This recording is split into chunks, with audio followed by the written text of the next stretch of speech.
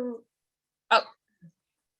okay, perfect. We are now recording. Welcome again, everybody. Thank you so much for joining us on the Reef Eco Village Questions and Answers webinar. Last week, we had a session debuting this project, introducing tiny homes to you there on the Caribbean coast of Honduras. A project we are so extremely excited about. As you can see there in the picture, there's the beautiful Caribbean coastline with the mountains in the back. In between, there are dole pineapple plantations and just a plethora of other sort of vegetation that's growing and different farmland that's there too. It truly is paradise. And because of the incredible response that we received from the session last week, we decided today to host a Q&A to go through those questions with you. So this isn't going to be a full presentation about the project. We are specifically going to be focusing on questions that have been coming in, also the questions that are on your mind. One housekeeping item is that there's the email address there at the bottom of the screen. You can see webinar@ecidevelopment.com, webinar@ecidevelopment.com. As you have any questions that pop up, maybe after the session, or maybe there's something that we just don't get to, feel free to email us there, webinar@ecidevelopment.com, and that is where we will get back to you on. So thank you everybody again for joining us. My name is Rachel Jensen. I'm the Vice President of Sales and Marketing for ECI Development. I missed you all last week on the presentation. We decided to let Patrick and Spencer and my colleague Leslie debut this really exciting project for you. And I'm sure they did a great job. And we know that because phase one did end up selling out that night. Actually, we ended up moving on to phase two the following day. And then officially as of Monday this week, we have launched that phase two site. So we are extremely excited to see all these like-minded owners coming together and deciding to own at such an incredible property. But I live in Belize. I've lived all throughout Latin America. I'm resident of Panama, spent time in Nicaragua, just all across the board. And all of these countries really have something different to offer. And Honduras is a place I visited, I think back in 2013 or 14 for the first time. It's a place that I'm excited to continue returning to and can't wait to have you all down there and be part of our community too. But with that being said, I'm going to introduce to you Patrick Hebert. Patrick was on the session last week. He's our Chief Operations Officer. And Patrick, why don't you just give us a little overview, a little reminder of who you are and your backstory here in the region? Sure. Thanks, Rachel. It's good to have you back, Rachel. I told everybody last week that when you had trouble falling asleep, you'd put on a webinar that I was hosting. So. No, I listened to the recording. I told you I didn't even fall asleep during the recording, so you did a great job. Getting better, I guess. But as I said last week, I'm really excited about this property or this project and the community here. It's despite how uninteresting I might be to listen to, it's always great when you have a spectacular kind of subject to talk about like this, and I'm really excited about it. I had a chance to spend some time at Grand Atlantida last year, and when we kind of started coming up with the idea of creating the Reef Eco Village there, and I just really love the area. It's just amazing. It's just an unusually unique little part of the world. And the Caribbean is always known for its turquoise waters and white sands and everything, but what I really liked about this property, it had all those things, had the diving and everything that you expect from the Caribbean, but it also had mountains in the background, which I honestly didn't even know were going to be there, and they're quite impressive. And that opens up a whole bunch of other things. I mean, there's lots of waterfalls, whitewater rafting, those sorts of different types of things that you can do when you have a different kind of environment. And being on the mainland looking over at Roatan, one of the things, I've lived on a couple different islands, one in Canada, one in the Caribbean, and it's always cool. And I love living on islands, but sometimes it's just, it's nice to be on the mainland where you're connected by roads to other things, and you have a city nearby to have, a wider range of groceries and all the types of things like that. So hopefully you can't hear that. My neighbor is grinding some concrete or something in the background, so I'll keep this short. But I'll let maybe Spencer talk about how him and I really got into designing tiny eco communities and living on a boat and that sort of thing. But looking forward to going through this, and I'll mute now while my neighbor's being annoying. Alrighty, yeah. Well, my name's Spencer Hebert. I represent Eco Villages, and what we do is we've designed the Reef, and we designed off-grid and hybrid-powered tiny home communities, generally throughout Central America. The reason we focus on Central America is for two main reasons, really. One is the quantity of sun. It's just a lot more practical to build these off-grid communities there. The systems are way more efficient. And also another big one would be the laws or the restrictions. They don't limit you to how big or small you have to build in certain areas. A lot of the time in North America and throughout the world, you'll see tiny homes built on trailers. And for that reason, they're built kind of awkwardly and narrow. They can be very well designed as well, but it gives you a lot of freedom in these in Central America to design however you want, because you don't have to fit it to be limited within road restrictions. So that's why you often see them on trailers, is because they can't legally be insured as a home or built as a home. So they have to be insured as a trailer. And so you'll find a lot of tiny homes built on trailers, but that's the reason for that. And there's a cool opportunity in Central America to actually have a tiny home that's on a foundation, a solid concrete home that's going to last forever. So that's why we really like to focus on this part of the world. As my dad mentioned, the background of us kind of getting into this, it started with a passion for sailing. I won't dive into it too much because we want to focus on the Reef here today, but on boats, particularly sailboats, they're very self-sufficient. And I grew up sailing. I ended up living on a sailboat and also working in the marine industry while I was living on a sailboat for about 4 years. And in that time, they discovered a lot of different techniques and systems that they use to keep boats extremely self-sufficient. And that's kind of how it segued into us designing. We figured, why not use these same small, efficient designs that boats have and put that into a community on land? There's no reason not to. So that's what we've done here. Awesome, thank you. And so also not on the screen, but here joining us today is a very special guest.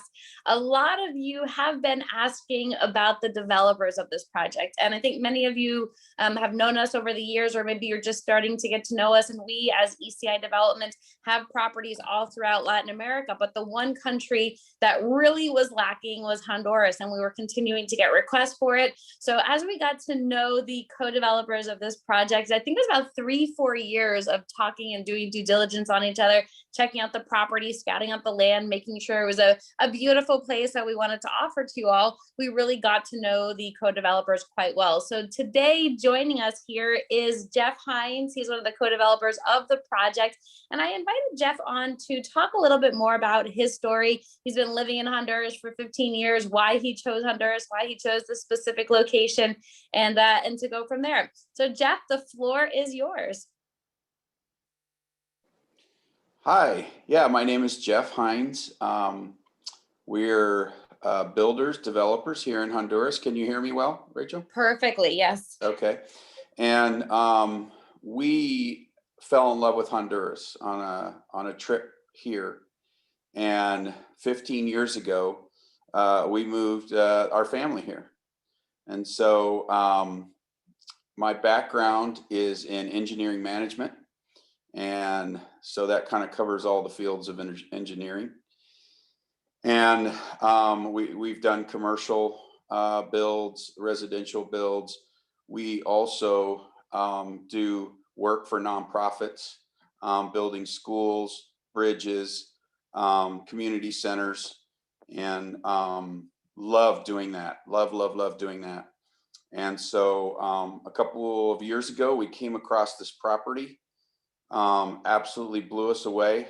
A little over 2 miles of beachfront with the backdrop of a beautiful mountain range that extends up to about 7,000 feet.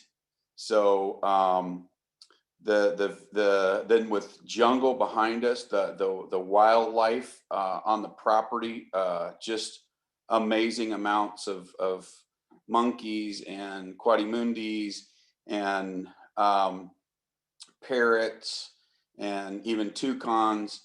And we just fell in love with this property. And so we've worked hard to get electricity, water, to get infrastructure in, to start building homes. And we met Patrick in Toronto and hit it off. And through that correspondence, Patrick came to the property and said, hey, why don't we try to do a tiny home project here? And so that's a new concept for us. And we're really excited. We've joined up with Spencer, who has done the designing on the project. And going back to our life here in Honduras, I mean, I sent my kids to college and they came back to live here. So that's how much they love Honduras and the people of Honduras. Well, that's what makes Honduras the most special, is its people, the jungle, the Caribbean, the islands, the beaches. It's just a fantastic country all the way around. Awesome. And Jeff, remind us where you're originally from. So I moved here from Colorado Springs area. And so we had mountains there, but no beach. And so we got all the cold, and I love the mountains, but it's nice to be able to look at the mountains while you're sitting on the beach. Yeah, that is stunning. And folks, I pulled up the picture again from the home screen so you can get an idea of the visuals that Jeff was talking about. You can see the Caribbean waters there. You can see the jungle landscape where you have those howler monkeys and the Cotamundes. And then behind that, the mountains that Jeff mentioned. It just truly is a stunning, stunning property. So we went through a little bit about who we are as an organization. ECI Development is a development company that's been around in Latin America for about 25 years at this point. We specialize in helping folks find real estate in Latin America. You could be from anywhere, North America, Europe, Asia, Australia, but we want to help you find a place that really fits what you're looking for. We understand not everybody is looking to be by the Pacific or the Caribbean. Some people are looking for vineyards. Some people are looking for tropical highlands. So by having a plethora, by having a variety of properties in our portfolio, we really take the time to listen to what you want and what you're looking to accomplish. In addition to the real estate, there is the agricultural side of it, teak. I think some of you have heard about us in the teak industry. You're able to own your own teak parcels with us, the hardwood. But obviously, we're not here to focus on teak. Although we have info sessions on all of these, we're really focusing today on the project here in Honduras. So really excited about it. As Jeff mentioned, there's nearly 2 miles of the Caribbean beach. It's very close to Roatan, Utila. So for those of you who are divers or snorkelers or fishermen, you're able to hop easily over to these islands or stay there in La Ceiba. You might as well just stay in La Ceiba, which is there just a couple miles away from the property, also considered the ecotourism capital of the country. Now, last week, our team did do a presentation all about this specific project, about the reef specifically. So I'm not going to go through the entire presentation again because we really covered this. If you want a copy of the recording, if you didn't get that, or maybe you're new to this session, why don't you reach out to us, webinar@ecidevelopment.com. We'll send this over to you, webinar@ecidevelopment.com. You can get a recording. So then that way we can really spend the next 45 minutes here, focus on the questions that you have. But as you can just see for reference, La Ceiba is the closest city to the project. And then we have Utila and then Roatan. For those of you who, like I said, who are divers, fishermen, snorkelers, probably heard of this area over here. This is really the tourism mecca for the country. And this is typically where folks tend to fly into. You can fly into Roatan. There's an international airport there. You can fly into La Ceiba. There's an international airport there. And then you're just 15, 20 minutes away from the project. And, you know, for us, we've been in the development field for a while, and you don't tend to find many great land opportunities now, at least affordable ones that are close to big international airports like that. A lot of them, if they are close to civilization and close to airports, they tend to cost quite a bit. So really excited about this and being able to offer such a great project for such an affordable option. So here you go, 4 miles actually from the international airport, 42 miles from Roatan. And then you can see there, we talked about this before, but the 2 miles of beachfront. I mean, that's direct Caribbean beachfront right there off of the property. Now, again, I'm not going to go through all of this because you did this last week on the presentation, but I do want to mention that we offered phase 1 on the webinar last week. Phase 1 actually ended up selling out that evening. Our team was hard at work placing folks in the homes that best suited what they were looking for. So as of Monday this week, we did an official launch of phase 2. So if you're somebody who's interested in learning more, do reach out to us about phase 2 and the future opportunities that will be here on site. So as we mentioned, we're going to be talking specifically about the tiny homes. These are the Eco Village tiny homes that Spencer did an incredible job really putting together. And something that we as an organization really put a lot of emphasis on is this sense of community and third spaces. We're all people who came from North America, primarily, not exclusively, but primarily from North America. And now we're living in the tropics. And when you live in the tropics, you tend to live outside. You're going to the beach, you're diving, or you're hanging around here listening to live music. And so when we were putting together the creation of this community, we really wanted to focus on those third spaces, places for people to come together to enjoy that outdoors. So you'll see the stage, as you can see here in the background, music stage. So if we have any musicians who plan to be owners with us, maybe you can do a gig up there. In addition to that, there will be retail stores here at the Reef. So if you're more of an entrepreneur and you're somebody who is looking to relocate, get away, but you're not necessarily ready to retire, well, then you can set up shop there. And who knows, maybe even thinking about an ice cream shop, or perhaps you're someone, I was talking to someone earlier who's looking to do like a little moped scooter rental. So there's a tremendous amount of opportunity for you to continue your passions, further your passions, or perhaps you just want to sit back and relax and or serve the rental market. You're certainly able to do so as well. But again, really creating these third spaces and the amenities for our owners and guests is something that is incredibly important. And so I mentioned before the small business. So if you're somebody who wants to set up shop, you're able to do that here. Reach out to us directly. We can talk to you about what those opportunities look like. But then the common area, so the pool area, if you're a digital nomad, for example, somebody who can maybe open up your laptop, do work anywhere, you can spend 2, 3, 4 months in a different location. Perhaps this is a place that you would be interested in.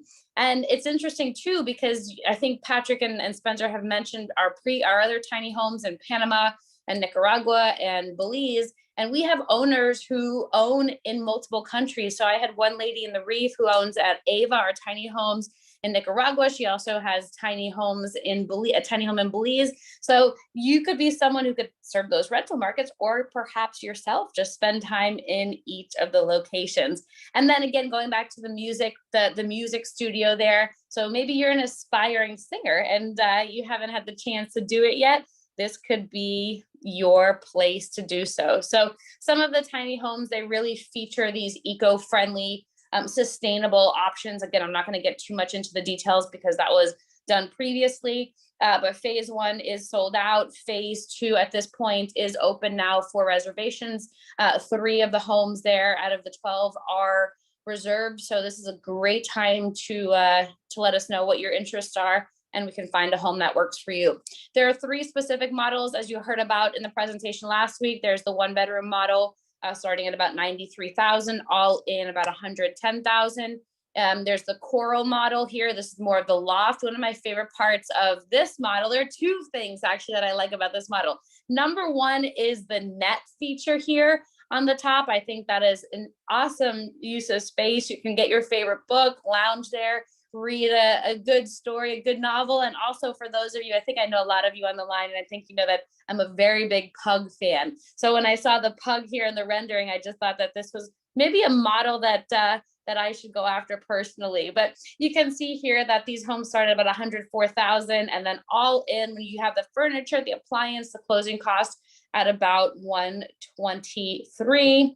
And then this one has proven to be the most popular model so far. This is the Delphine model, 2-bedroom, 2-bathroom, and these start at about $115,000, work up to $137,000 when you add in the closing costs, appliances, furniture. So all in for a home that is right there at the beach, right there by the beach. It is so affordable, and I'm guessing that's why a lot of you are here on the line. Now, I do also want to make this disclaimer that it depends on the time that you're listening to the presentation. Will dictate what the prices are, because of the fact that as we continue to build, as construction costs go up, as there are more phases, prices do increase. So if you're listening to this a year from now, don't expect the numbers to be the same. They will most likely be higher as we do introduce new phases. There is price increases. So just take note of that. But all right, let's take this time now. I'm going to just mention this and I'll take the questions.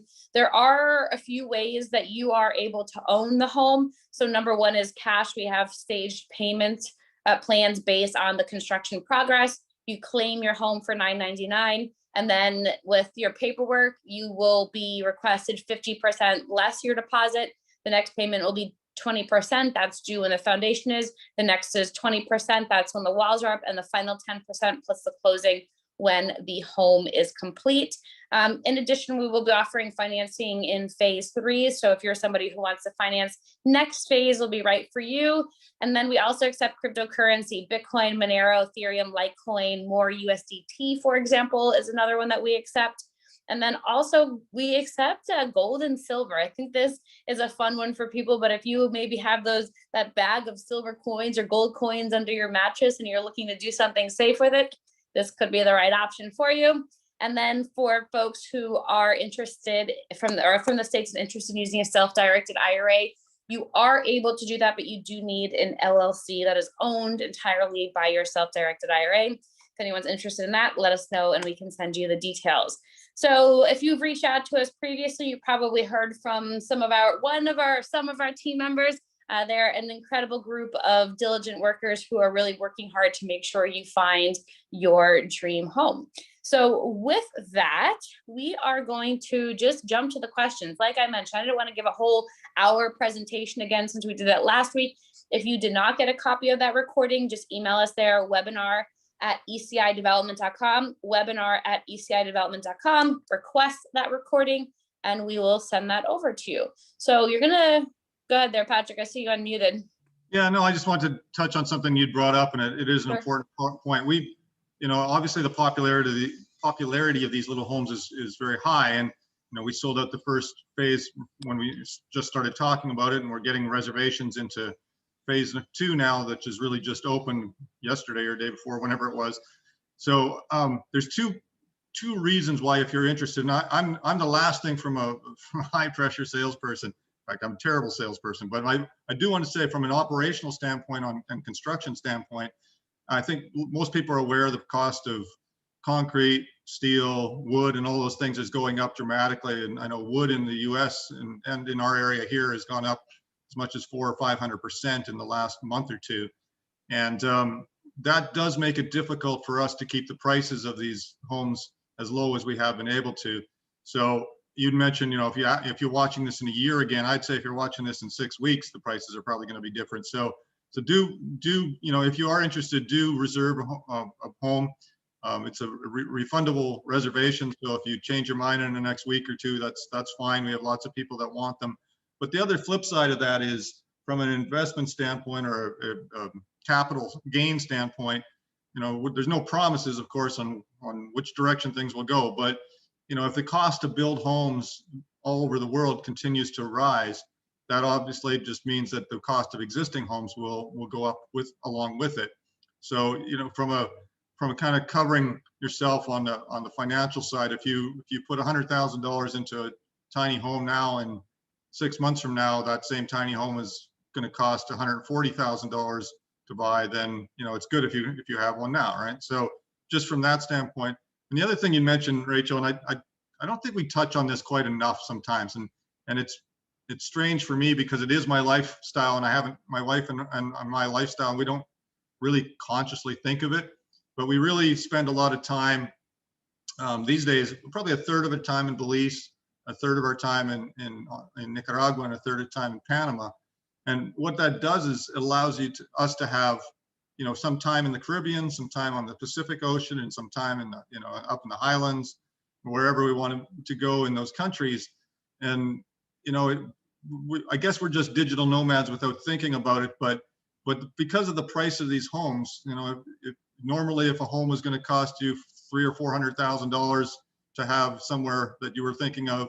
You know, if you have one and two locations or three locations at 100,000-ish each, I mean, it's pretty cool. You really, if you have three of them, for instance, and I'm not suggesting you do that, but if you have three of them, the two that you're not staying in are on the rental market, so they're earning you money as well. So it's really become our lifestyle, and I really like it because I'm a bit of a nomad, I guess, in general. I like to change, environments once in a while, and that works great for me. I'm always excited when, I have to travel a lot for work anyway, but it's always excited when I know I'm packing my bag to stay at the next place for a while, and change the environment and meet the friends that I haven't seen for a little while and that sort of thing. So I just thought, it was worth mentioning, because sometimes I think people, don't realize that that's the real opportunity for them.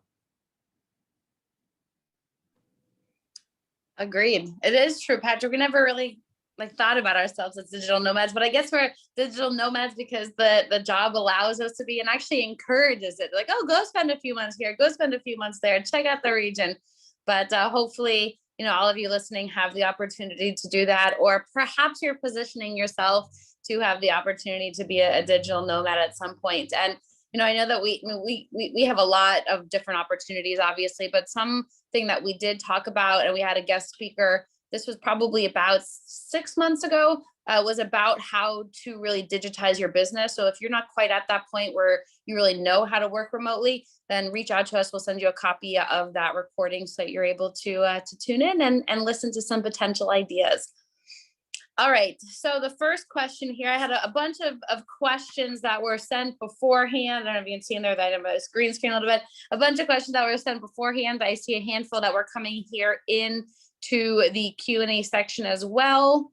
And what I am going to do is just read through those, and then Jeff, Patrick, Spencer, feel free to jump in at any point and get those answered for our guests here. So we did answer this one before, but how far to La Ceiba, or how close is La Ceiba? And Jeff, give us a best estimate there of miles to La Ceiba, the big town, the big city, from the project. Okay, so we're about 9 miles from downtown, and about 7 miles from where the city begins. So as you can see by that map there, the city of La Ceiba is the 3rd largest city in Honduras. So it depends on where you call town beginning. At the airport, 4 miles. So basically it kind of runs from the airport in. And then when you get out here, you feel like you're 100 miles away from civilization. And that's what one of the things that we love about this property. As you can see from the photo of the actual property, you could not tell that you are 4 miles away from the 3rd largest city in the country. And that's one of the beauties. One of the beauties of Honduras is that there's just so much jungle, mountain spaces. And so, yeah, so that's how far away we are. And just awesome. That picture in the bottom right corner, while you've got this slide going, Rachel, is I like that picture because it does show the mountains a little bit better in the back. But you know what? The pictures just don't do the reality justice. Those mountains seem so much bigger than they look like in that picture, and much more impressive. But you can see this is actual homes that are on the property now at Grand Atlanta, and the beautiful homes right on the sand, right there. And so you've got all that around you. Someday we're gonna have to find a way to have pictures do justice to what our eyes see, but for now we'll have to live with this. Yeah, technology is probably closer than we realize. The VR headset, I think, is the solution in the meantime. All right, and something else I do want to mention there, and you can see here on the picture, is that the project over in this area, and then La Ceiba here on the right-hand side. And if you're somebody, actually, let me do a quick poll. Go to find the Q&A section, guys, of the control panel. And if you're looking at this opportunity from a lifestyle perspective, like you're ready to move, you want to spend more time down here, or maybe you want to be a snowbird 6 months, type yes into the Q&A panel. If you're looking at this from more of an investment perspective, type no. So type yes if you're looking at this from a residential perspective, type no if you're looking at this from an investment perspective. I'm just curious here. So yes, somebody's looking to live. And I see I got a lot of you here on the line, but it looks like you're being a little shy. Somebody no investment. So yes, lifestyle, no, or I guess you could put lifestyle or residential. I'm confusing this, I think, for no reason, but I'm just getting curious as to what it is. Yes, lifestyle, no investment. So Charles looking for a lifestyle. All right, I see a lot of you here are being a little shy. Maybe you're zoning out and doing something else, but that's okay too. All right. So it looks like, generally, and that's typically what we see, about 50% of people are looking at it from a lifestyle perspective. 50% are looking at it from an investment perspective. So what I'm about to say is relevant, I think, to both groups. When you're looking at a property from a lifestyle perspective, you are probably looking to be close to a community of some sort. And for some people, maybe for you, it's important to be close to supermarkets or to be close to airports, for example, to have access to public transportation. For those of you who are looking at it from an investment perspective, you want to know that your guests are going to be able to do things, to get out and be active. And so what I think is really unique about this project is the fact that it is so close to La Ceiba, the third largest city in Honduras. You're able to access it quickly. You're able to jump in a taxi and be in the heart of town in a couple of minutes. Or if you want to go to Roatan and go island hopping for a little bit, you can be at the island in 15, 20 minutes from a little puddle jumper, or about an hour, 15, hour and a half if you want to take the water ferry. So it's quick access to the islands. You're there on the mainland, so you have the mainland conveniences, but you're easily able to be out there in the Caribbean, able to go to the supermarket, able to do those sort of things that are impactful in your daily life and the way that you live. All right. The question I'm seeing here. So how long has the property? Can I jump in, Rachel? Yeah, sure. Of course. Go ahead, Jeff. Yeah. So one of the things I think that really is excellent about this property, like you mentioned, is that we have the access to really all the amenities that are close by, that the infrastructure basically that's needed, for normal life, right? Hospitals, grocery stores, supermarkets. We even have a Walmart in town, which is a plus for some and a negative for others. And all the fast foods. Of course, the U.S. has hit here. But one of the things about, we've got you mentioned about diving.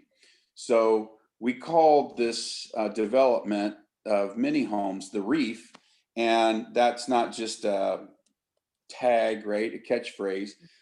Actually, the best dive reef of the islands happens to be closer to us than it is to the Bay Islands. And so they come over to where we are to do diving off the Banco Sal Medina, which is the newest that found reef here in Honduras. So it was just recently discovered, not long ago, so it hasn't been exploited like other places. And there is no island around it. It's just a reef that lies about 10 feet underwater. And so local fishermen, of course, knew about it for years, but the dive industry just recently discovered that. So another fact is, if you get on the rooftops of our houses, you can see the Bay Islands. So that's how close we actually are to the Bay Islands. Awesome. Hopefully we have some divers on the line. You go check out the reef. That sounds awesome. I'm a diver here, and I did go to Roatan actually in that area. I guess it was 4 or 5 years ago to go diving. First place I saw a seahorse was in Honduras. They're hard to see, underwater. They move quite quickly, and they're pretty camouflaged, but really awesome diving over there in that part of Honduras. All right, so the next question I'm seeing here is, how long has the property been in the hands of the developer? And we know it's been about 4 years that Jeff, you've been working on this. And then what is at the property now? Why don't you give us, a list of, you mentioned what's around, or what your vision is for this property as well, and how you want to see it develop. Okay, so what we have right now is we've put in the roads, the water and electricity are to more or less 50% of the development has access to those. And then you can see the homes in the lower right-hand portion. Those are the ones that we have built so far. And it's actually quite a chore to develop a property.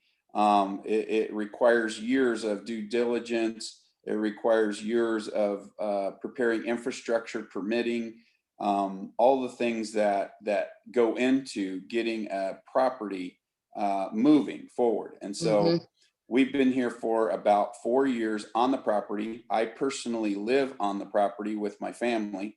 And so that's what's on the property now, besides the homes, is obviously we have the jungle, the wildlife, but we also have a mahogany plantation that's currently on the property with about, I think 600-700 mahogany trees that are almost, that are about 15 years old, I believe. We have a plantain plantation. All this is organic. We have rambutan, which is known as leeches. I don't know how they refer to that in English. We also have a cacao plantation for chocolate. And we are studying the possibilities of a new type of coffee that will grow in this lower lying area. And so, yeah, that's what's on the property at this point. I think the other thing too, I remember when being there, you have small horse stables and fenced in area for horses. And a lot of our friends and neighbors around the different communities like to take horseback riding on the beach or board their own horse there. So that's important. I think one of the things that you said, Granite Atlantic is obviously it's a newer development, and a lot of the things like the communal orchards and gardens and the common areas and third spaces that Spencer was talking about with the music stage and those sorts of things are still coming. And as we develop the Reef community, those will be coming along too. But one of the things that's important, and we touched on it earlier, is that, the proximity of the property to the city, which means like in some of the properties we develop, we have to put a grocery store on there. We have to put multiple restaurants. We have to, put a school sometimes, or churches, or whatever these are, parts of a typical town in a community.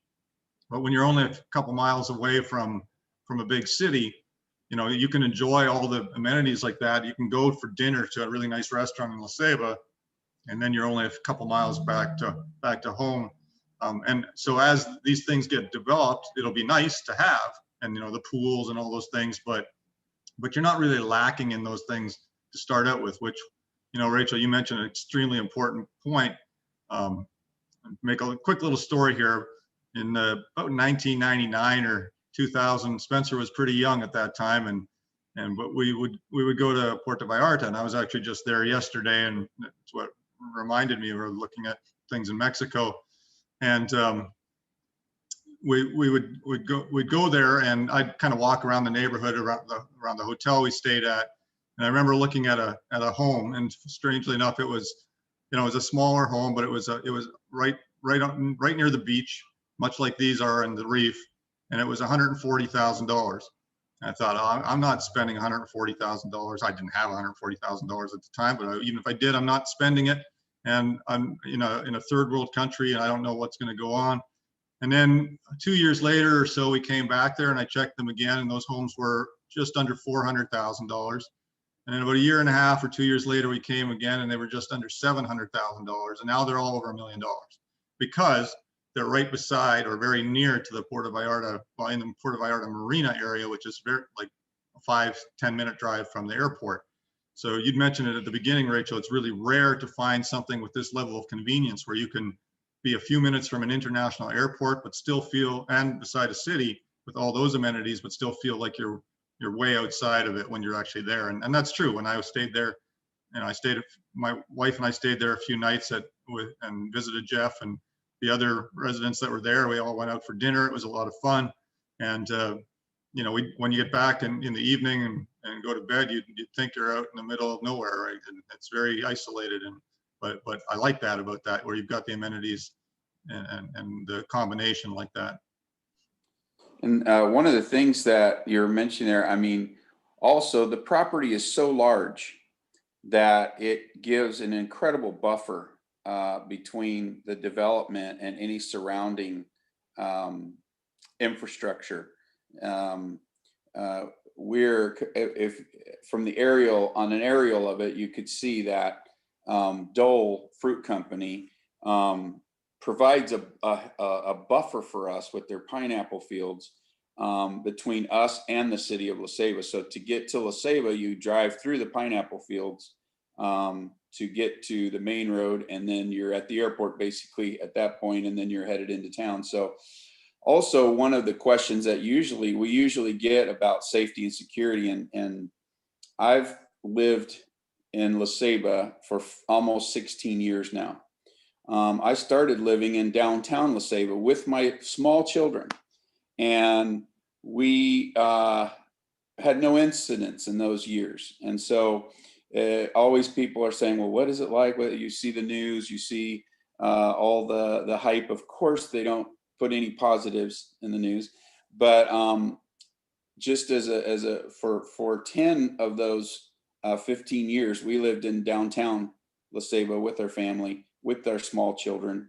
And so just as a point of reference. And so it's great to be near that size of a city. But it's also great to be able to have that buffer and get away and feel like you're, 100 miles away from civilization. Yeah, and I like the way that that you put that. And I know, and I don't know if we have numbers there in the slides, but the property is about 800 acres in total, folks. So it gives you a good idea of the scope. I mean, it's actually hard to envision what 800 acres looks like, but it's a lot. And as Jeff mentioned, 2 miles of beachfront there. So there's plenty of land around. And then, as Jeff also mentioned, there are a handful of different plantations there on the property, the mahogany and the lychees and the different plants there, which I think is pretty neat. I was thinking, Jeff, it must smell amazing as you're driving into the property and going through the pineapple plantations. That's pretty neat. We don't have that out here on Youngberger's Key, I'll tell you that. We don't really have farms out here on the island. So that's a nice mainland advantage for sure. And I know, a question, speaking of farms, something that we get quite a bit is, can you garden at your tiny home? And certainly you are able to do that. But as you see here too, we do have the communal gardens and orchards. So if you don't necessarily want to garden there at your house, you are able to do it in the shared space there. So something for you to bear in mind. And then also the question that I saw pop up is, how many homes are there right now? Correct me if I'm wrong, Jeff, there's 6 homes. There are 6 homes and 4 villas at this point. Awesome. 6 homes and 4 villas. Awesome. And tell us a little bit, you started to mention this before, but tell us what the tourism market is like, because we do have about half the folks who are looking at this from an investment perspective. What is La Ceiba like in terms of tourism? I know you mentioned the diving and the reef right out there. So I'm guessing you're drawing a lot of divers into the area. Is there any other demographic of folks that you're seeing in terms of tourism? So one of the things that I think makes us stand out from possibly any of the other ECI properties is the fact that we're in the tourism capital of Honduras. And this is a jumping off point also for the Bay Islands. And so during the holidays and the summer months, our city swells from about 250 to 300,000 to around 700,000. And so the rental opportunities are huge in the local market. We're not just focusing on, tourists coming from North America, but we're the tourism center also for Guatemala, El Salvador, and Honduras. So during those months, we see massive influx of people. Guatemala has very little in terms of beaches. El Salvador has the Pacific, but no Atlantic, no Caribbean. And of course, the rest of Honduras, which comes, La Ceiba is known as the novia, which means the bride or girlfriend of Honduras. because this is the play. I mean, this is the place for holidays, for vacations, and so we have an incredible hotel deficiency in our city, and rooms are not available to house all these people. And so part of the thing that excites us is the rental opportunities that people will have out here at the Reef, because they're the type of rentals people like. It's an entire structure to yourself, you know, and so you can have your family in there, but you're not wall to wall with someone else. You have your kitchen, you have so the setup is really perfect for vacationing with family. And so if there's one thing Latin Americans are known for, it's family, and they travel in family groups. And so we're excited because we believe that the rental potential for the owners at the Reef will be fantastic. One of the other reasons is that the North American tourism is usually December through April, and that's when things really liven up here in the local market. And by local, I mean Honduras, El Salvador, and Guatemala. And so if you decide to come and live, you know, 3 months out of the year in your tiny home, then you a lot of times, if you do that and you're taking out the nice warm months from North America, you're also taking away your rental potential, because you're taking up the most exclusive months. But that would not be the case here.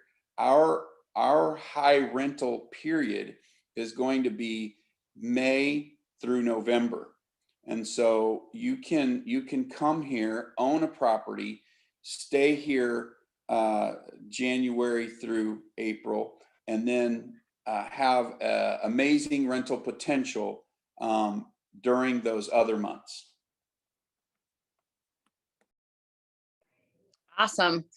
All right. So the other question we're seeing a lot of questions come in, so I'm going to just try to group these together. But one I just saw that comes in that relates to what you were just saying, and I see there's a lot before it, but it just relates to what you're just saying, is can you provide further information regarding the rainy season? I'm guessing you're able to get to the property during rainy season. That's actually one of our due diligence questions that we have folks ask when they're looking at property, but just looking for your feedback there. And I'm guessing, you know, Jeff, you're in the tropics. It's going to rain, and sometimes it's like Florida rain. Sometimes it'll rain for an hour during the day, and then it's sunshine, and you never even knew it rained. And sometimes it's just raining for a couple of days at the time. But Jeff, I see Patrick, you also unmuted. We're all very familiar with rainy season in the tropics. So I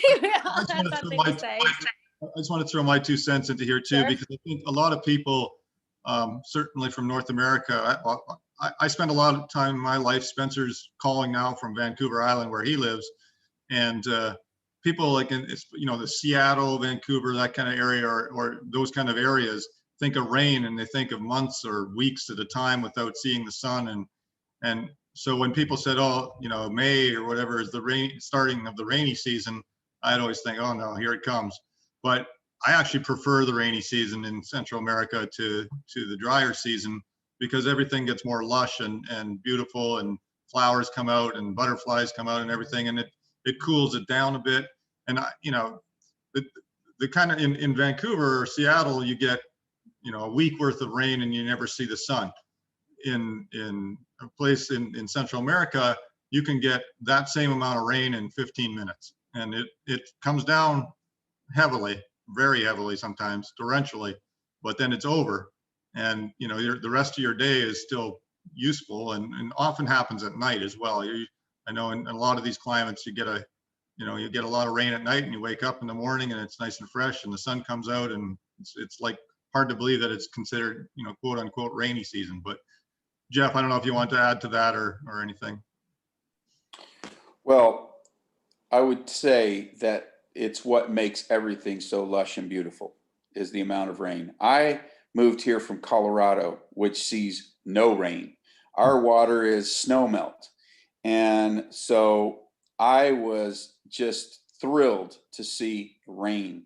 And one of the things that the future, the vision for the property is that we would take advantage of that fact here and make rain a wonderful, beautiful thing on the property. And it is, because it makes everything so lush. But maybe and Spencer's there, you know, we want to design things around the fact that yes, it's going to rain certain times. The question of when rainy season is, rainy season runs approximately from mid-October to December.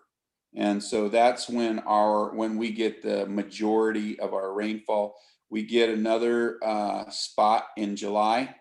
But the hottest month of the year in this part of Honduras is March and April. That's our hottest months, and we see very little rain during those times. But as Patrick said, it's actually a beautiful sight to see the rain, and it's not nonstop. It comes in patterns. Sometimes it's nights. Sometimes it's in the afternoons. Sometimes it's first thing in the morning. But usually it's a pattern that flows. But the property is designed to be functional during that rainy season. And this last year, of course, we had an unusual amount of rain fall in this part of the world, and there was not a time when we would not be able to access the property, all parts of the property. And so we're not close to large rivers. We do have some springs that come up on the property, but those are not affected by rainfall. We do, the rivers are about a mile away each way from the reef, a little bit more than a mile one way, and maybe 2.5 miles one way and 1 mile the other way. And they border the property. One borders the property on one side, and the other one is not near our property. So we don't have the issue of the flooding of the rivers and being in that floodplain. Awesome. And something I know that has been asked and will continue to get asked is the hurricanes. So just understandably, we build in parts of the world that see natural occurrences, the acts of God, and that just is what it is. But we know what we're building in and where we're building in. So we build to hurricane standards. I think that's an important thing for note. We build with hurricane-proof windows. I think that's something that's important to build. I know for a lot of people, like in Belize here, we once examined the little wooden houses, the cute little wooden houses. They're charming and whatnot, but at the end of the day, we want to build something that's going to last for our owners, and wooden houses aren't that in the Caribbean. So just something for you all to note is it is something that we most certainly thought about and are going to be building to hurricane category 4 standards. So please do bear that in mind. Yeah, sure. A little bit there too. Yeah, I think that's another thing that, when you live in, I know for myself, living in North America for most of my life, I never thought of, building anything but what we call stick homes, which is, wooden, wooden posts and, studs and around the house. And that's it. That was the options in North America for the most part. You very rarely see steel and concrete homes. But in what we do is we build steel and concrete homes. So these homes, the reason I want to bring this up is it kind of answers a number of questions. We get questions about, what about insurance, or what about this, the hurricanes or storms or whatever. These are concrete homes that are going to be there for 1,000 years. And if you don't knock them down with a bulldozer, they will be there for a long, long time. Just like the ancient ruins are still around from 2,000, 3,000 years ago.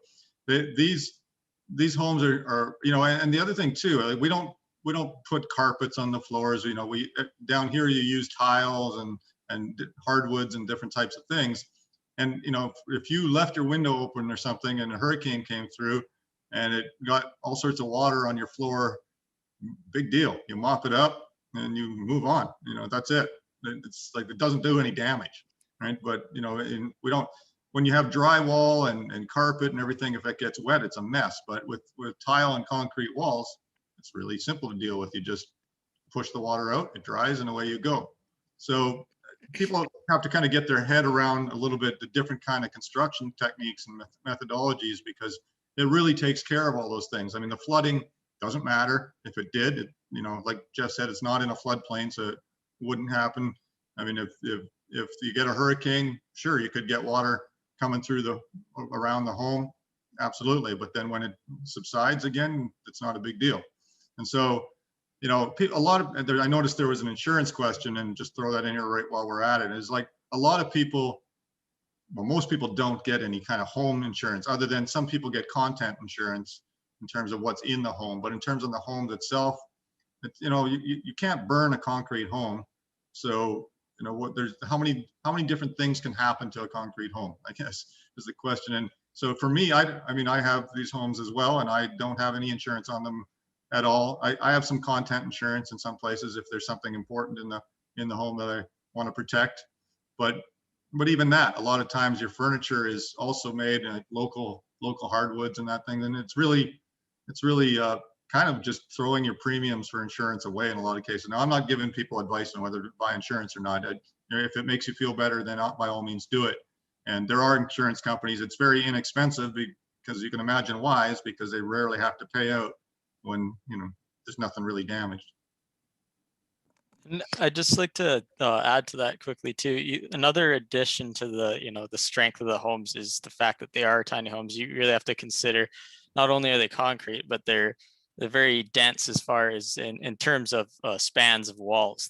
There's quite a lot. In a lot of ways, they resemble a bunker. I mean, visually, they're a lot prettier than a bunker, but the home itself, they're short walls. They're concrete. They're extremely strong homes. For that reason, they're stronger than even a typical concrete home. So they will last a very, very long time. One thing I would mention is that these homes are not directly on the beach. So they are behind another portion of the development, which will take place. And so they are protected from that. But I think this last year was probably the most challenging year that Central America had weather-wise. And Honduras sits in a unique position to the rest of Central America, where the Caribbean is on the north coast. And so typically what gets hit and did get hit during last season was Nicaragua, because on the Atlantic side, because it sets north and south. But we are kind of around a bend here. So typically when storms go through, they go through and hit Mexico, Cancun, Cozumel, those areas. So we're not as subject to that type of situation. Last year was an exception to that. And so, but we didn't suffer any structural damage to completed homes. No windows were broken. Some of the homes that were under construction, we had to do a little work on, but like Patrick says, it's with these homes, it's just a matter of they're concrete. You just clean them out if that were ever to happen. We have not had that situation happen on a completed home on this property. One of the good things about the location, well, first of all, most hurricanes actually go further north than this. It's even quite rare for Belize to get any kind of hurricane damages, because most of them go up into the Gulf of Mexico or spin around, Miami, New Orleans, that kind of area. But when they are down further south, which sometimes they do take a kind of a rare turn and come down this way, like last year. The nice thing about having the beach facing north is it's kind of like a glancing blow, as the hurricanes are moving from the east to the west generally before they turn up to the north into the US. And so your wave action that's caused by the hurricanes is kind of kind of blowing by from right to left as you're looking out on the beach versus coming right at you, which causes, you know, the wave swells. And then plus any wave action that is coming from the north towards the south, you've got Roatan, Nutila, and the other islands there that, you know, have some protectionary factor as well from blocking the wave. So it, you know, from that standpoint, it's one of the better areas in the Caribbean to be in, you know, from a storm perspective.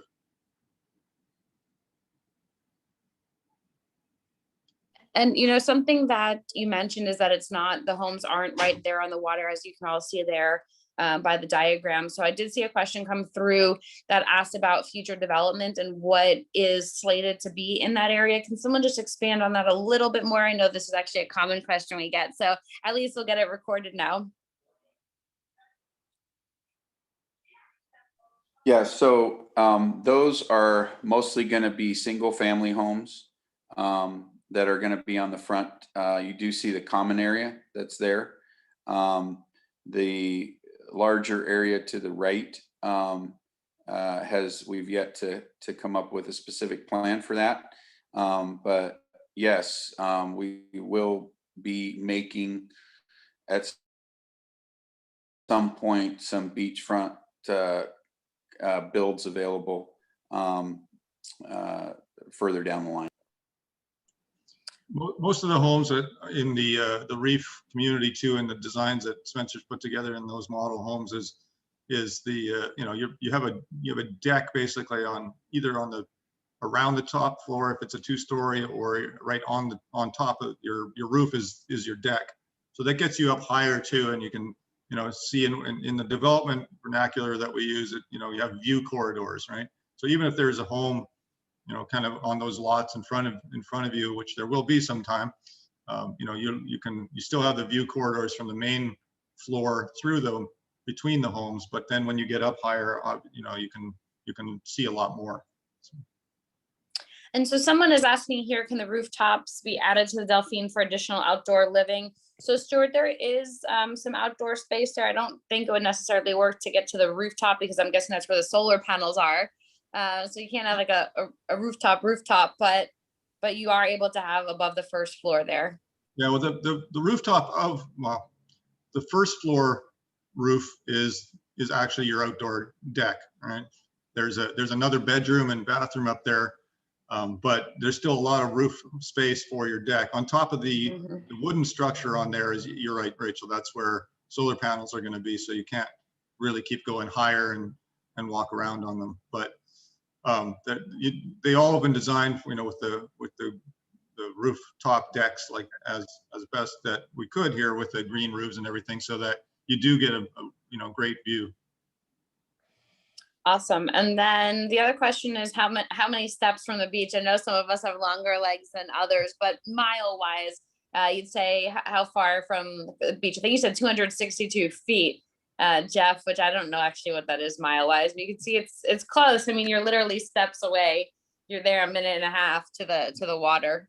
I think you should be able to throw a rock. Well, to give you an example, yeah, the front lots are 50 meters deep.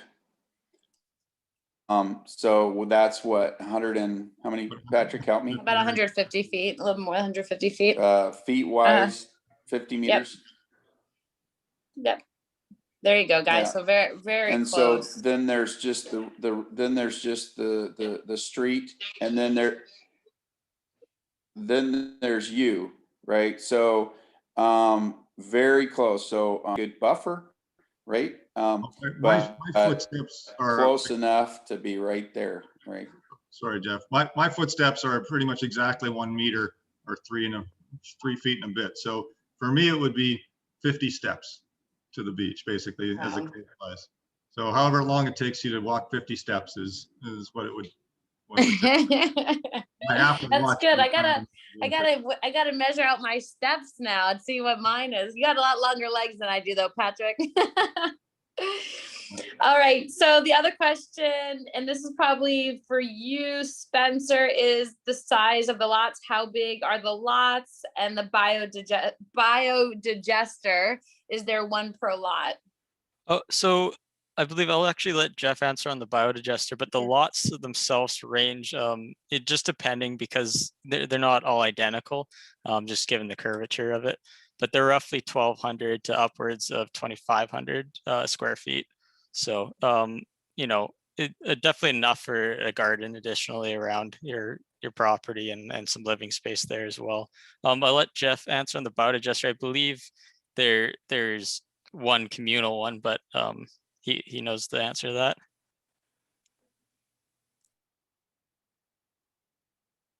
that. So actually it's 3 homes are connected to a biodigester system. And that is what has officially approved for islands. Something that we use, you can look that up online to see the intricacies of how a biodigester works. Yeah, from an Was that ecological a standpoint. sufficient answer? Yeah, sorry, Jeff, you're cutting out a little bit, so I just thought I'd jump in. But from an eco-friendly standpoint, they're great little machines that basically, churn up everything, digest it with bacteria, and send fairly clear water out the other end back that's safe to drain out. So, like Jeff said, these tiny homes. I mean, typically the biodigesters and those kind of filtration units come in different sizes, shapes, and sizes. But one that's for a regular home, you can get more tiny homes on one. But that's all taken into account.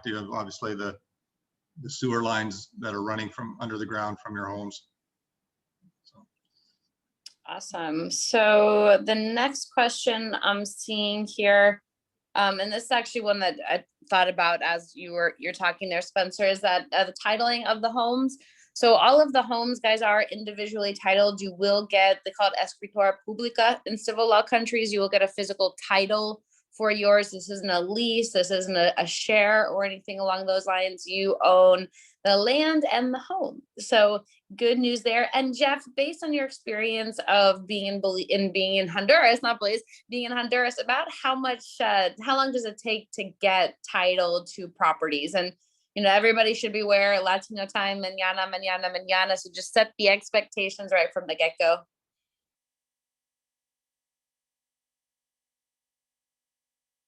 Well, that process is fairly quick.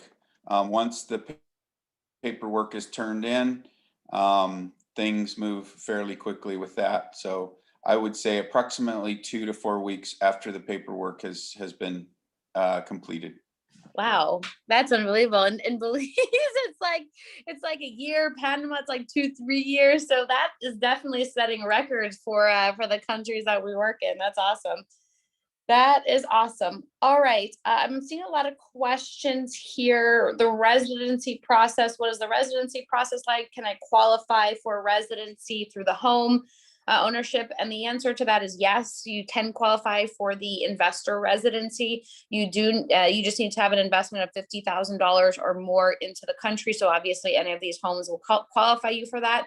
$50,000 or more. You do need to title the name of your home in a Honduran company. That's pretty common, but we can introduce you to an attorney. You can get chatting on conversations there to see if it is something that makes sense for you. There's also the retiree visa and multiple options. So if anybody's interested in the residencies, feel free to reach out to us. We have a little residency guidebook that we'd be happy to send your way. Another question that I saw over here before was, is the home price including the lot? And yes, the home lot is included in that price that you saw. I'm going to just scroll back a little bit before to the different models. And you'll see there, am I going the right way? Here we are. Yes. So here you will see the prices. That does include the home lot. They obviously don't include the furniture or the appliances. So if you do want to be part of the rental program, you are required to get the furniture, to get the appliance package. That is something you will need. We want to make sure we're giving a great standardized experience to our guests that are coming in based on our experience of doing this over the last 25 years. It really does make sense for you to have the furniture package so the guest knows what they're getting. They're all standard rentals across the board, and really just helps with the marketing too. So yes, you will need the appliances and the furniture package there. HOA, you can see $162 a month. It's really quite comprehensive for that. It includes upkeep of the common areas.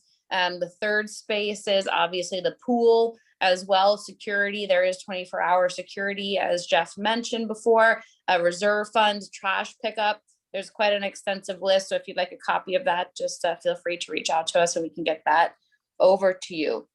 And the one question, Jeff, Patrick, Spencer, that we get all the time is internet. Obviously, Jeff, you're there on site, your internet's good. We were FaceTiming earlier, you can see your face. Why don't you just give us an overview of what the internet, how is internet received, and what is the speed? Okay, so we have a repeater station on our property for the internet company, and then it is transmitted to the homes wirelessly. The future plan is to put in fiber optic at some point, but right now we're using a repeater station. The packages are unlimited use, but 5, 10, and 20 MBS are the speeds. And generally, so I have, to give you an example. Sorry, go ahead, Jeff. Are you there? Are you listening to me? Yeah, I cut you off, so I'll let you go. Can you hear me, Patrick? Yep, go ahead, Jeff. Oh, okay. No, and so our for instance, our television is via internet, so it works on our system. And what I was just going to add to that generally in most of these countries, you know, the bandwidth that you want or feel that you need is kind of unlimited. It's just how much are you willing to pay, and it's because you know most of the providers will quote 10, 20 megabit or whatever they'll quote, because that's what everybody wants. But you never know until you ask for something more. If you're an architect or somebody, an engineer, and you know saving big CAD files to the cloud or something, and you're doing that and back and forth all the time or whatever. But I use Amazon Fire Sticks for TV, for streaming television, and I usually have 2 or 3 TVs and go on at the same time watching hockey, and my wife's watching something else, and that works fine in all those locations. And even if you have 10 megabits, it works fine. But it's usually just a matter of requesting more, and if you're willing to pay for it. Yep. Hey, can I just quickly jump in and touch? I just wanted to correct some numbers. I did the conversions wrong in my head earlier, but it's actually the smallest lots are 1,700 square feet, and the largest ones are upwards of 3,200. So quite a bit bigger than I originally stated there, but I just wanted to clarify that. Awesome. Thank you, Spencer. Yeah, it's always good when you underestimate. All right. So the next question I'm going to say here, and this is, Patrick, this is good for you. I know that although you're married to a Latina, your Spanish may not be the best, but I'm just curious because, obviously you're down there in Honduras and you're traveling and visiting the site. Did you feel that you needed to know Spanish at any point? Were you okay with your English? I mean, there's kind of 2 parts to the answer to that. My Spanish is terrible. My wife lets me know that regularly. She's from Ecuador and says, how can you have been down here so long and you can't speak Spanish?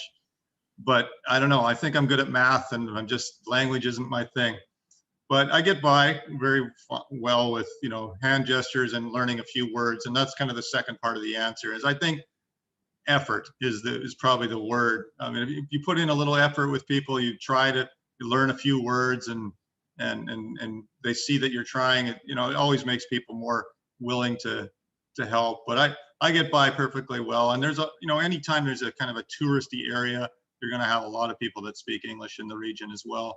So although Honduras is Spanish is the first language, and there's a lot of people that speak English in these areas, and for whatever reason, my Spanish is terrible, but I get by just fine. And I literally live and work in all these countries. And since January, I've been to every country in Central America and a few in South America, and I've never really feel hindered. And it's fun to, it's fun to try to learn a new language. It's not that fun for me because I'm not good at it, but for most people, it's fun. Just pick up the keywords. I know you do have the keywords down, and that really goes a long way. So going back to the effort comment, I think that's so true. Well, the problem I have, I think, is I have two crutches. First, my wife is obviously fluent in Spanish as her first language, and she's fluent in English too. But then, there's so many apps out there now that I just, for some reason, I'm not communicating on getting my point across. I just say it into my phone and have it repeat in Spanish to whoever I'm talking to. So I get by perfectly well. And in fact, sometimes it's probably a good thing when I'm wandering through the markets talking to myself. It's probably good that not everybody knows what I'm saying. Awesome. I would like to add to that. I'm sorry. Go ahead. Is that okay, Rachel?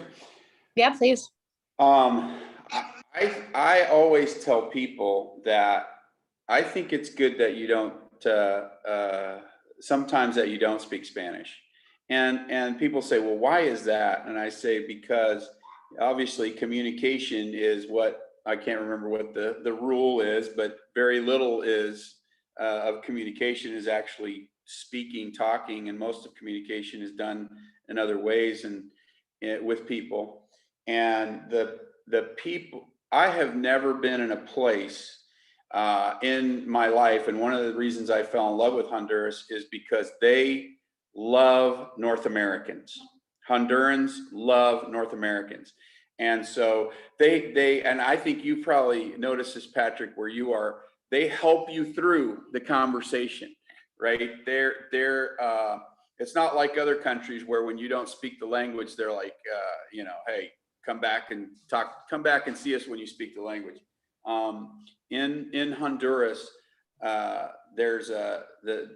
they just have a love for North Americans, and many, in school here, you're required to take English as part of your school path career. So most Hondurans have a working knowledge of English, and also because we're a big tourism place, a lot of English speaking is going on, especially because the islanders, many of them do not speak Spanish. They only speak English. And so there is a portion of Honduras, of the Honduras population, that in fact doesn't even speak Spanish. They only speak English. So I don't know if that helps a little bit with that question. I was going to add to that too, Jeff, that when I was a kid, this is dating myself a little bit, but it was known as British Honduras, right? So the fact that the British side on the Caribbean side had a lot of British influence means there's a lot of English spoken here too. But yeah, I mean, just not to harp on that, but that's one of the reasons I love Central America too. The people are just super friendly. I mean, I'm Canadian, and people always say, "Oh yeah, Canadians are so friendly," and I always say, "Yeah, it's true. I think we are generally a friendly people. It's a bit of a stereotype or whatever, but for same goes for Hondurans, Nicaraguans. I think the reason that stuck out so much for me and made me want to live in Central America was I had just gone to Paris, France, and not to disrespect anybody from France, but I wasn't treated well when I didn't know the French language in Paris. I tried to get a subway ticket and on their underground subway, and it was a disaster. It took me forever because no one was willing to even try to communicate with me. And then shortly after that, I ended up down in Central America, and it was the polar opposite. Everybody was just over the top, willing to help. And even like, not just, with language, with everything. I had a flat tire, and, one time I had a flat tire and all these people poured out of the jungle. It seemed like. I thought, oh no, what's going on here? They came and they helped me change my tire and send me on my way. And that was it. Didn't expect anything in return. And another time I had a flat tire and the police pulled over, and I thought, I had a friend, and he was like, oh, well, the police are coming. What did we do? And it's like, no, I think they're here to help. And sure enough, they helped me jack up the truck and change the tire. And away they went. They just said, well, you're kind of in a blind curve here, so we figured we better help you because we don't want you to stay here too long. So, it's always been great experiences with the friendliness of the people. So that's, to me, it's one of the greatest things about this type of community is you're in something like the Reef where you've got, like-minded people sitting around. It doesn't matter where you're from. You could be from Brazil or Australia or Germany or wherever, and you're making friends in these communities. And then, you have the beauty of the ocean in front of you, the mountains behind you. And it just, it's really a hard thing to find in, in the world. And that's why one of the reasons I'm really excited about this community. And I think it's going to be a really cool place to be. Back to you, Rachel. All righty. Awesome. So, there's still some more questions here. They both actually relate to the La Ceiba airport. And this actually probably, Jeff, is more for you. Is the property under a flight path? You just concerned a little bit about the plane noise. So the answer to that is no, we are not. We sit parallel kind of to the airport. And so the flight path goes around us. It's out in the ocean about a mile or two off into the ocean, and then it goes completely around us. So it's very rare for us to have them fly directly overhead. So noise is not typically an issue.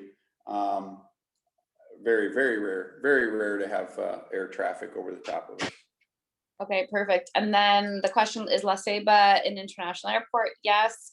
And then which airlines provide international flights? Do you have that at the top of your mind by any chance, Jeff? So typically, and I believe they start up again next year, we get the Sunwing comes in here to La Ceiba directly out of Toronto. And I'm trying to remember the name of the other one that also comes in directly from Toronto to Roatan and La Ceiba. So they make this stop. La Ceiba is scheduled again to be one of the main airports of Honduras, but we're served by the Cayman Airways also comes here. So you can get a flight directly from the Cayman Islands to here and out to the Cayman Islands and through there to North America. And then our other airport, San Pedro Sula's sister airport, that serves all the major airlines, Delta, United, and American Airlines. And so does Roatan. It serves, I believe, Delta, United, American come into Roatan. And you can take a quick ferry ride across, or you can do a jumper across. Awesome. All right, so that really wraps up the questions that we have here. I'm just looking at my list. I know we said this is an hour, and I just realized the time, guys. So I am sorry. I really appreciate everybody who's been hanging on here, but it's been good. There's a lot of really great information, and it's all really good stuff that you'll need to know or want to know as you pick out your specified home. So with that, I'm going to say we'll end here. And if anybody has any questions that pop up, email us webinar@ecidevelopment.com. Just to go back here quickly, here are our wonderful property consultants. These are our team members.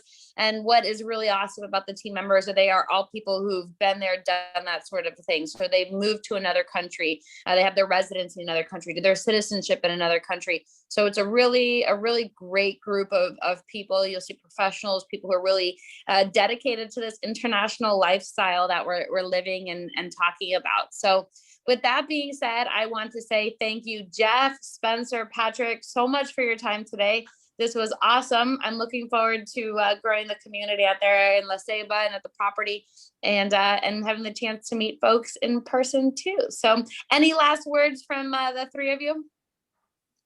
I just want to say thanks as well. It was awesome doing this again. I'm looking forward to continuing to show people a new place that they can have a new kind of lifestyle with a bunch of fun people to hang around with. So this is going to be great. And thanks everybody that was on here. And if you didn't get your questions answered for some reason on here, or just think of questions later, just make sure you talk to your property specialist and they'll get you the answers.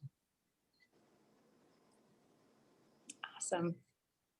Awesome. Awesome. All right. Thank you, everybody. Once again, really appreciate it. Looking forward to seeing you in Honduras soon. Bye-bye. Thank you, guys.